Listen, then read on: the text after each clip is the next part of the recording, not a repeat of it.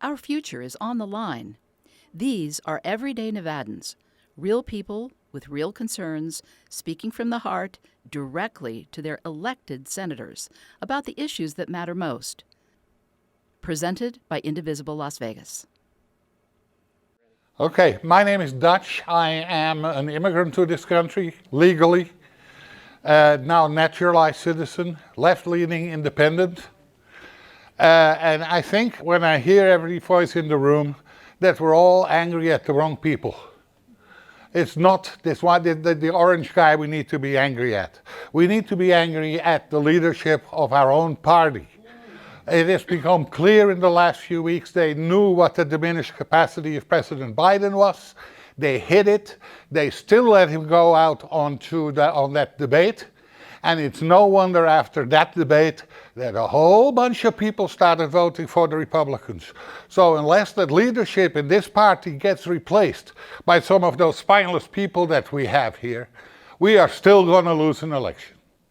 I was actually a CPA for the last 25 years. And I would like people to understand the big, beautiful lie that is the big, beautiful bill. A lot of people in the state voted for this administration thinking that their tips would not be taxed, overtime would not be taxed, Social Security would not be taxed. None of that is in the big, beautiful bill as described. There are things in there, I'm not going to bore anybody with tax law, but I will just say what bothers me even more than that is the fact that DOJ was given access to sensitive taxpayer data. As a CPA, I could not even go in and talk to IRS about any of my clients' data without a power of attorney signed by that client and giving up a lot of personal information and background check on myself. Meanwhile, these DOJ personnel with no authorization went in and were given total access without any background. Thank you so much. My name is Elizabeth Minehold. I'm a native Las Vegas, and the event that has my most concern and that I wake up in the middle of the night thinking about is the genocide in Gaza. It represents big money, corporate interest, and never-ending war. We are standing by, supporting Israel in a genocide. There is always money for war, always. There's never money for health care. There's never money to fix climate change. There's never money for mass transit. But there's money for war. And to be honest with you, I wake up in the middle of the night thinking of those people in a strip that's from here to Boulder City being bombed nonstop with American weapons. Billions of dollars.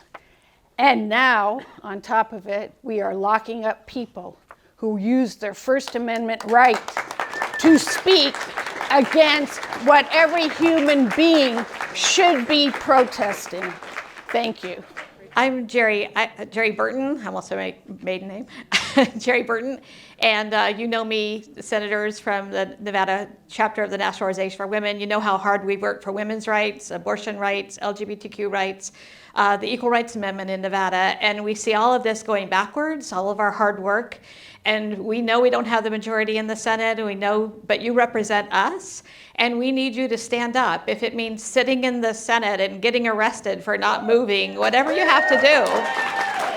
Sitting on the steps for a day isn't enough. We need long time protests, and we need to see you standing up for us.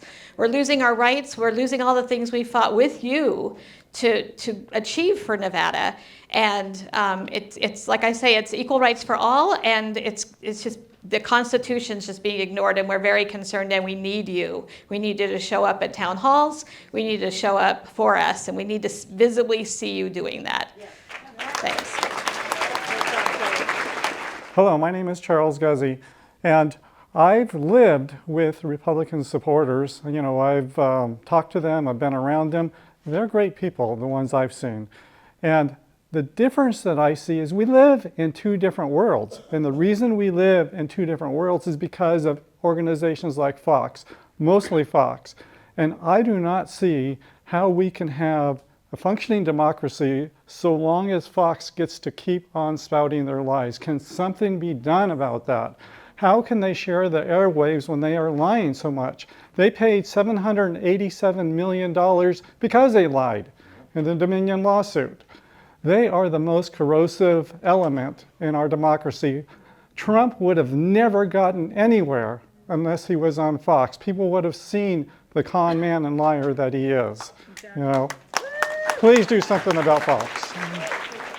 Hi, my name is Conrad, and recently a federal district court judge, James Boasfield, found Trump in contempt of court for failing to follow his orders to stop deporting of Venezuelan immigrants and he sent them to a terrorism containment center in El Salvador without due process. There is a provision hidden in the bill that not many people know about that basically no federal court may use appropriation funds to enforce a contempt of court citation or fail to comply with an injunction or temporary restraining order if no security was given when the injunction was issued. So how does that help the budget, first of all?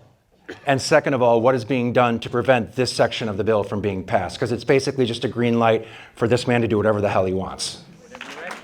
Hi, my name is Dedra Radford, and I'm the president of Centennial Hills Democratic Club. We are the new Democratic club in the state of Nevada. We represent so far 150 members in Centennial Hills. We also have a couple of board members who are leadership in unions, labor unions in Las Vegas. Our main focus is on labor, healthcare, education, and housing. Those are our four basic food groups of the Democratic Party that we see.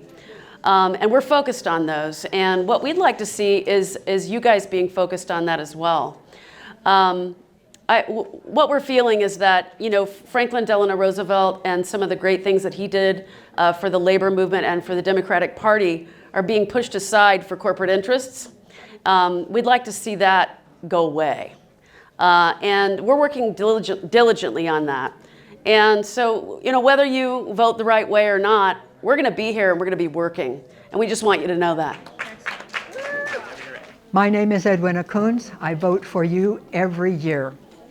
Now that Forbes has named their 17 billionaires who live in Nevada, you are aware that none of them pays a penny in state income tax, and they want to keep it that way.